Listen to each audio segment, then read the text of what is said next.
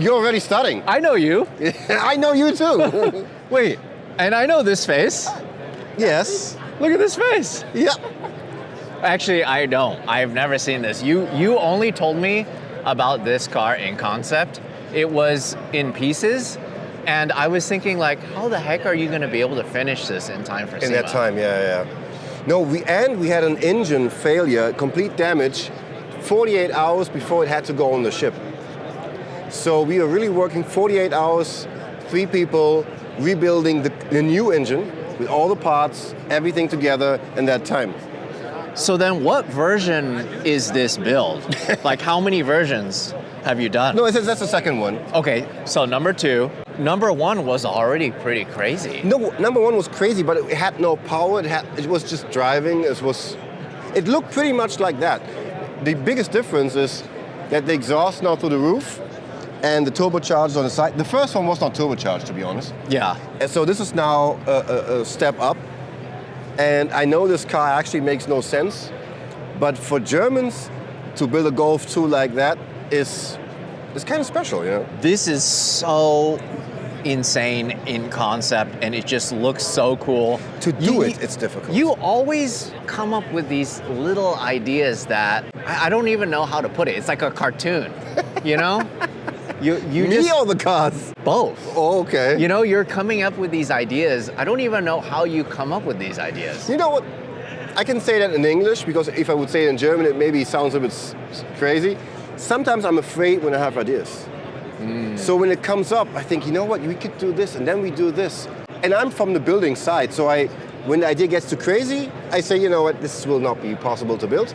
But when I see a window that this is possible, I go. Do you feel like you have to keep one-upping yourself with build and build and build and build and build? And then, I mean, I know some of the things that you're building now, and I don't even know. It's amazing to me that they're even crazier than this. I just finished a design on a computer this morning. Yeah, okay. I will show you the finished design. I will show him. Are we allowed to publish this? No. Okay. But I will show him, and you will hear the reaction from him. All right, here we go. This is bad. No. This happens all the time. I love this. Okay. Oh, geez. There's a lot of vibes from this one. And this one has electric engine in the front and a V6 in the back. Oh my God. Yeah. This will be crazy. This is for next year. Okay, I can't wait to see it. Yeah, me too. It's basically like this, but 10 times as crazy. Yeah, right. With this build, version 2, was this like a running, driving car first when you did version 1? Yeah. It was like a daily driver, and then Before you we started? cutting? Yeah. Yeah, you got to know we live in Germany. We can't drive stuff at all. No, it was a normal driving car. It had a normal TDI, no, not even turbocharged, a normal diesel engine inside. The base car like this costs you in Germany 200 euros. That's like $200. That's it. And then bought a Golf 3 VR6. What is actually this? This dome and this underneath there, all this is a Golf 3. Oh, okay, Yes. so Golf 3 merged With the Golf 2. with the Golf 2. So this is why we have the dome, because the rear axle on this car is a front axle from a Golf 3. Okay. It's separate in the rear, so it drives actually very well. I mean, now it drives better, because in the beginning we only had the VR6 engine and the tires are huge, so it was not really moving, but now it's moving. I see that. Yeah. So then, The engine makes I see makes what you 1,000. mean. So it's the subframe you're saying is from a Golf 3. Yeah, right. But why did you do that? Because the engine mount and everything? Yeah, engine mount, everything is from a Golf 3. So it is, for example, I gotta explain that a little bit. We built that Super Golf based on a Golf 7, and I thought to myself, I can design an axle myself. And I was so wrong, because the car was not able to steer. So just creating and designing your own axles is not easy at all. And from that day on, I was so afraid. So I only use OE parts where I know this is possible, because this design, using a front axle on the rear, is the same design like the Audi S1 Sport Quattro, because they had a rear axle, was a front axle. Wait a minute. Okay, I get it now. Those are front shock towers, you're saying. Yeah, right. Those are the front shock towers from a Golf 3. Yes, in the rear. In the rear of a Right. Golf 2. Yes. Now I get it. But the height difference is huge. So the shock tower is the same and the design is from a Golf 3, but KW made them 7.5 centimeters longer in the rear to have the height. Understood. Yes. Otherwise it wouldn't be able no. to... Yeah, it would be too low. Right, it would be way, way, way too low. Yeah. Like the tire would, Yeah, it be, would be up here. to here. Yeah, Okay, got here. it. Oh, wow, okay. And then so, what engine is this? That's an R32. Okay, Engine. and then it's twin turbo. Yes, twin turbo R32, and they make easy 1,000. Yes. Yeah. Have you had a chance to dyno this? Does this run? No, because of the engine failure, we had no time to dyno it. But this is this engine from the Super Golf. And in the Super Golf, it made 1,240. So it's 1,000 is easy on this one. Are you going to take this to your track Yeah. and test it out? Every car goes to our track. Every car. Or And are you every going to ca- take it to any land speed or like standing mile events here in the US? No. Because of the camber and the whole, it's no. I don't do that. It's That's- more just for an exercise in engineering. Yes, it's playing around. Right. Because, of course, it costs money at the end, but starting with 200 euros and all this, I mean, we make all these parts ourselves. Right. Okay. So then So- was this all done in CAD or who designed Yeah, this stuff? in CAD. Okay. The original design is from Kyza, Uh huh. and from that point on, we just mold it, we build it, front, rear, everything.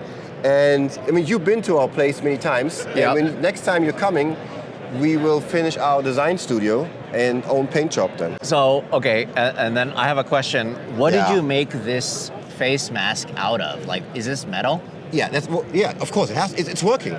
That's a real turbocharger. I understand that, but it's just a face on a turbocharger. Like, so Yes.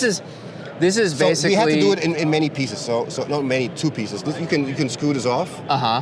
So the thing is, to make this file and to find the right people who can make this is not easy. So it's a cast piece or is it? No. Oh, it's CNC. Yes, right. And look at the details.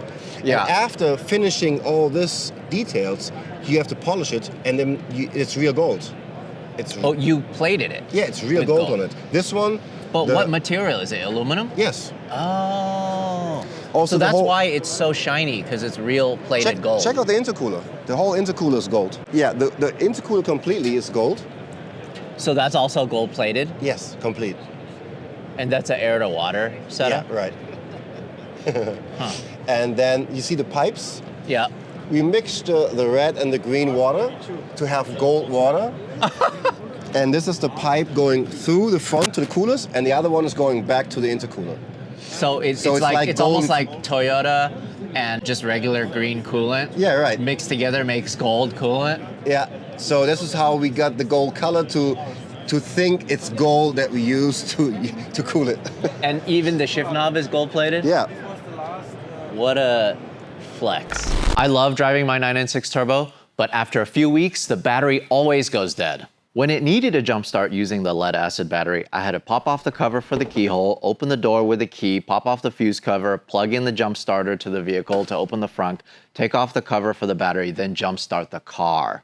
I can skip all of that with built-in wireless jump start. All I have to do is press this button on my anti-gravity key fob, and then I'm off enjoying my car.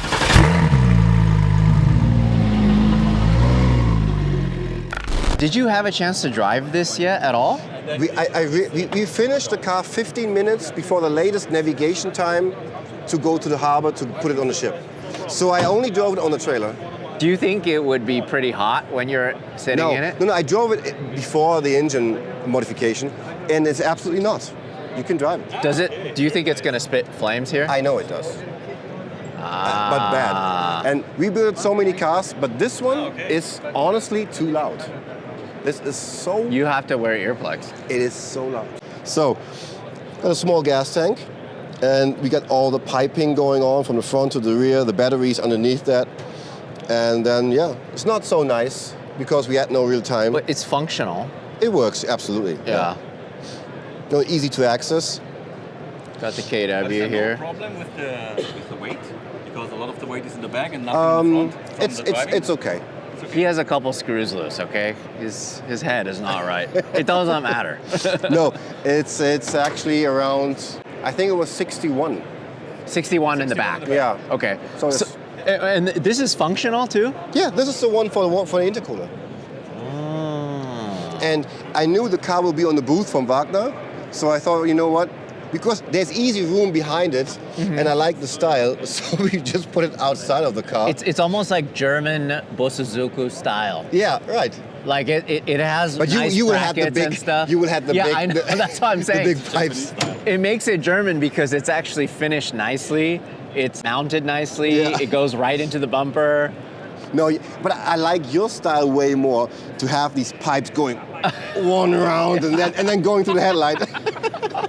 What's the name of that style? Bosuzoku. Bosuzoku? Yeah, Cool. yeah. But you know what's difficult for me sometimes is that we're talking about this Yeah. and always new projects. So talking about this is like talking about something very, very old. I understand. You understand what I mean? But to us, it's new. It's new, I know. Yeah. So I'm not so about it because in the head you're already gone. Like I said, last time I saw this, in pieces, the faces weren't made. You just told me the concept and my head was about to explode already. But the fact that it's here and Yeah. it's at the SEMA show, on the showroom floor in Las Vegas, It's crazy, man. it's so cool. No, for me, you know, I'm coming here for the last over 20 years, every year. And in the beginning, I was a little young boy, getting money together, buy tickets, flying here as a German boy, running through the aisles, dreaming. Then it started that I know people know me, running around.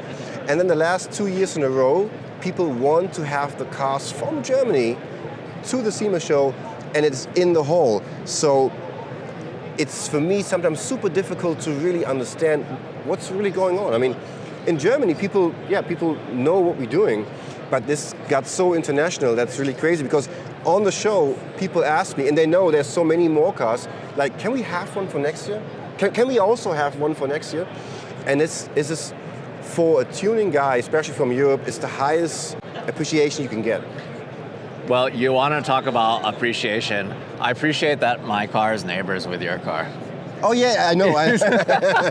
Like, for me, you know, I've been coming since 2006 was my first year, and I haven't missed a year since. And that was your first year? Yeah, so I'm coming here longer than you? Yeah, longer than me. And for me, this show, it's such a big part of what we love to do. It's such a part, because it's like a reunion of all car nerds worldwide. And so for me to have a car here every single year, it's such an honor. It really is so cool, you know? And when I see this car, you don't understand how hard he is driving that Supra. You have no idea what he is doing with that car. That makes me feel so good, you know, because most people don't understand that. No, I know. That's why I'm saying it. I think people don't know what kind of good driver you are and how really you are able to position the car and read what's happening in front of you, because this car has a special need. It's not lap time. You have to be as fast as the other one, in the right position, in the right moment. And nobody in the world can do that better. I'm honest. And also try to be as smooth as possible too. And you are. I appreciate it. No, Thank you so much. No, 100%. Thank you. I was a few times in the passenger seat, and first time, I was like talking to myself, I said, Larry, man, I didn't know that. Wait, when did you ride with me? In this little drift course. Oh, the Willow Springs? Yeah, Willow Springs. Yeah. Yeah, man, I was impressed. That's right, I remember, okay. I was impressed. Awesome, that's right, I remember now. And it's so far away from a normal driving style, because you cut right into it, and in the passenger you go like, no. You thought I was going to rear end them. 100%. The first few times I said, no man, this will end not well. Insurance, yeah, can you pick me up? Helicopter's great, yeah. That's amazing. No, it's I love it. It was crazy. I appreciate it. Thank you so much. No, really. Thank you. Yeah. Hey, so this is one thing I've been doing at the end of my videos. I never asked for subscribers. Do you ask for subscribers? Never, ever. Ever, never. Okay, so. Because I think, can I explain? Yeah. Because I think your videos have to be good enough that other people tell other people that there's something they have to watch. and then they decide themselves if they want to subscribe. Because if that energy is inside of a human being, then your content is good. And this keeps you going on making good content. But if you asked for subscribers, you are in a wrong position, because then you have to give.